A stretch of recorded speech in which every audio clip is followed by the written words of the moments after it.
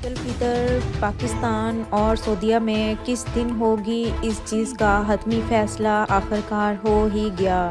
اس سال پاکستان اور سعودی عربیہ میں عید اکٹھی ہوگی یا الگ الگ ہوگی، اس چیز کا فیصلہ سنا دیا گیا۔ اس چیز کا نوٹیفیکیشن جاری کر دیا گیا ہے۔ آیا عید کب اور کس دن ہوگی، اس چیز کا حتمی فیصلہ ہو گیا ہے۔ باقی تفصیلات آپ کے ساتھ اس ویڈیو میں شیئر کرتے ہیں۔ اس چھوٹی سی ویڈیو کو آپ اینڈ تک واچ کریے گا اور اس سے پہلے آپ بیل آئیکن بٹن کو ضرور پریس کر دیجئے گا۔